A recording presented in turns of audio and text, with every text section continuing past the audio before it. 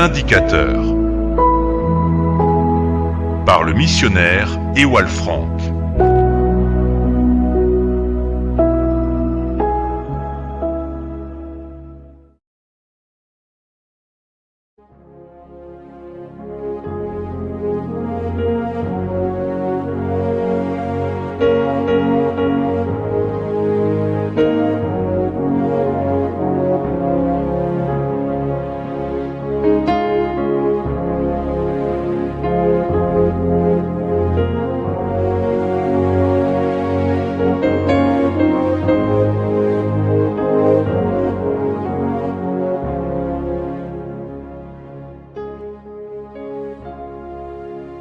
L'indicateur.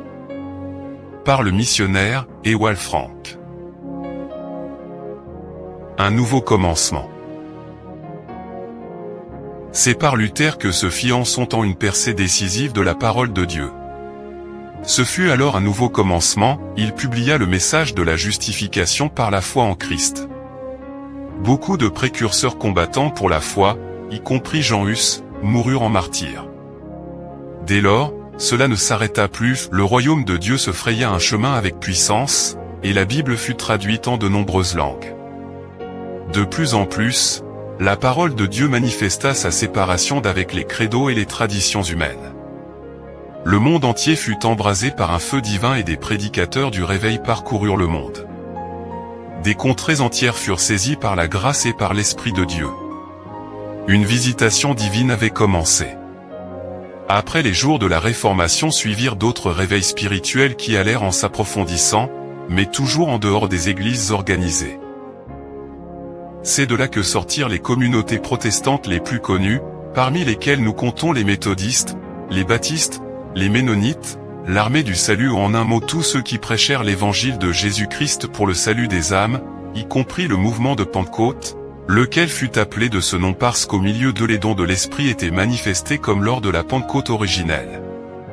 Malheureusement, les communautés qui sortirent de ces réveils s'arrêtèrent spirituellement à telle ou telle doctrine, sans se soucier d'inclure dans leur prédication le plein évangile.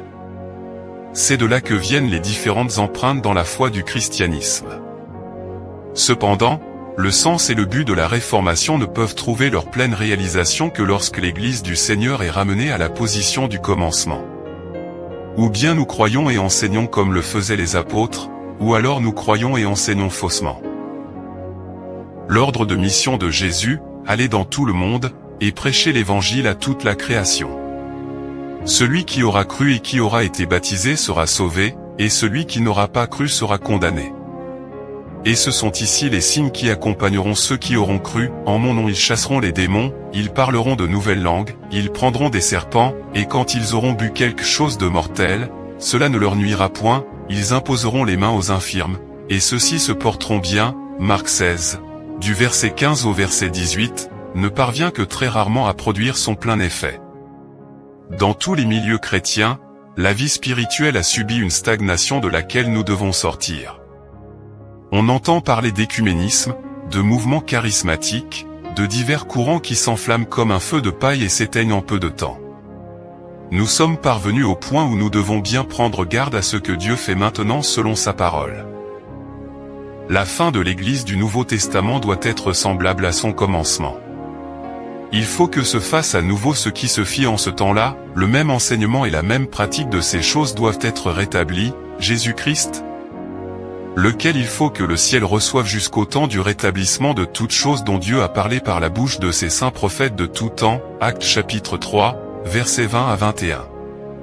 Dans tous les domaines nous avons participé au progrès et au développement. Mais dans le domaine spirituel beaucoup de croyants sont demeurés sur place. Pourtant, l'Esprit de Dieu nous pousse vers le but qui est proche, l'achèvement de l'Église de Jésus-Christ. Nous sommes exhortés à nous hâter.